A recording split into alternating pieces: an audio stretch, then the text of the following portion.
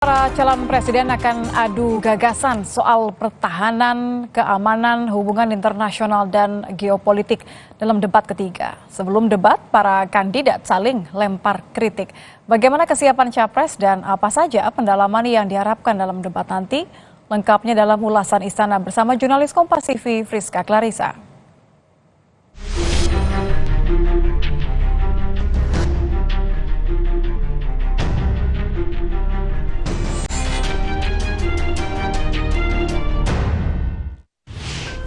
Debat ketiga Pilpres segera digelar. Para calon presiden Anies Baswedan, Prabowo Subianto, Ganjar Pranowo akan adu gagasan soal pertahanan, keamanan, hubungan internasional, hingga geopolitik. Lalu bagaimana kesiapan dan persiapan para kandidat menjelang debat yang akan berlangsung panas? Lengkapnya dalam ulasan Istana bersama saya Friska Clarissa.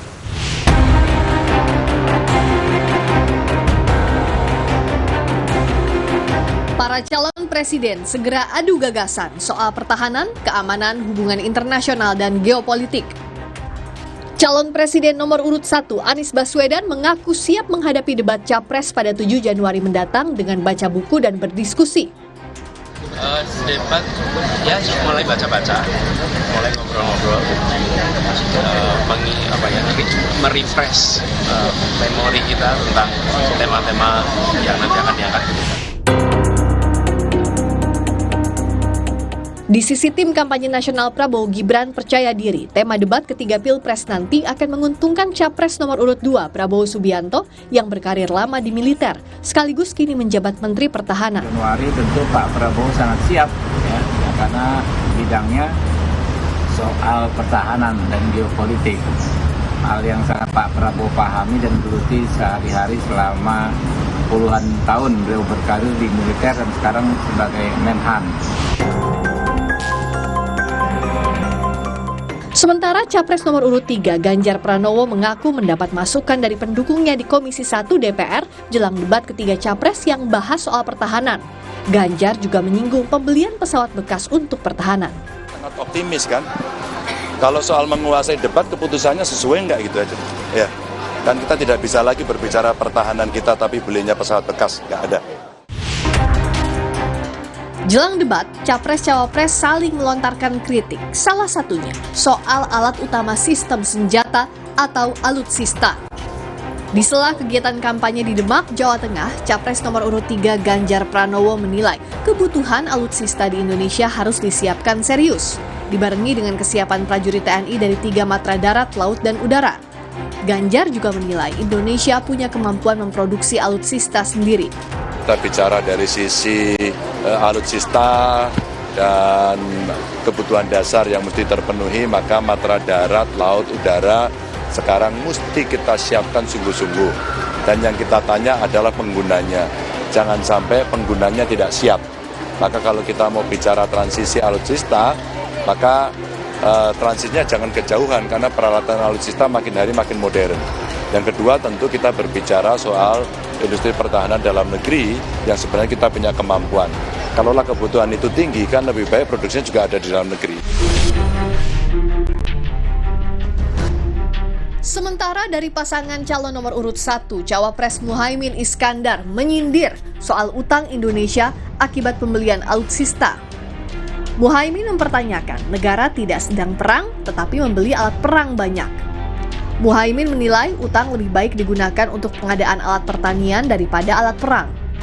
Kalau kita nggak perang, kenapa kebanyakan utang beli alat perang? Lebih baik utang untuk beli alat pertanian. Pertahanan yang sesungguhnya adalah pangan, pertahanan yang sesungguhnya adalah kemampuan para petani untuk berproduksi. Itu sehingga insya Allah, bismillah, kita ini mau mengatasi yang paling dirasakan berat oleh rakyat, bukan mengatasi mimpi-mimpi yang lain.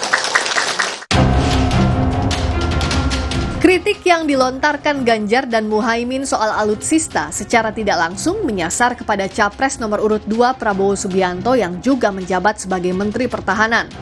Juru bicara TKN Prabowo Gibran menanggapi kritikan Ganjar dan Muhaimin sebagai hal yang biasa dalam kontestasi politik dan menganggap calon lain panik. TKN Prabowo Gibran percaya diri capresnya akan menjelaskan program dengan baik dalam debat tanpa menjatuhkan lawan. Panikan itu terjadi di capres yang lain, sehingga kalau kita melihat yang posisi yang tinggi itu pasti akan diserang sebisa mungkin. Jadi saya kira ini ya sesuatu hal yang biasa terjadi lah. Ini kan sama-sama kita melihat bahwa Pak Prabowo itu tidak pernah menyerang orang lain. Ya, itu satu hal yang Pak Prabowo tidak pernah menyerang, dari dulu tidak pernah menyerang, ya kan? Jadi kalau Prabowo diserang sekarang dan diserang dengan tim antar tim, ya tentunya antar tim yang akan mencoba untuk berdiskusi, akan juga untuk mengklarifikasi. Pengamat militer yang juga Kepala Center for Intermestic and Diplomatic Engagement, Anton Ali Abbas menyebut ada sejumlah poin yang diharapkan dapat dikupas mendalam pada debat ketiga Capres nanti. Antara lain kesejahteraan prajurit, alutsista, visi poros maritim di mata masing-masing calon presiden, serta tantangan pertahanan, keamanan, hubungan internasional dan geopolitik dalam 5 tahun mendatang. Yang diharapkan dan diprediksi akan jadi tema spesifik yang ramai dan paling urgent di debat ketiga nanti. Ya, bagaimana ngomong tentang kesejahteraan, ngomong tentang pembangunan kekuatan, ngomong tentang penanganan korupsi. Yang terakhir tentu poros maritim dunia. Oke. Kita ngomong kebijakan tuh ngomong tentang keberlanjutan. Yang ngomong tentang istilah poros maritim dunia ini hanya timnya Mas Andi. Menggunakan frasa secara lengkap. Mas Bobi timnya menggunakan poros maritim.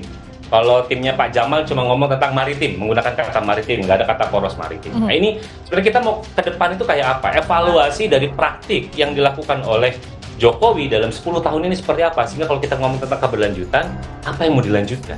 Itu sih, publik dan harapan saya tentu saja nanti 1, 2, 3 bisa mengelaborasi itu. Kita ingin membangun 5 tahun ke depan itu mau seperti apa?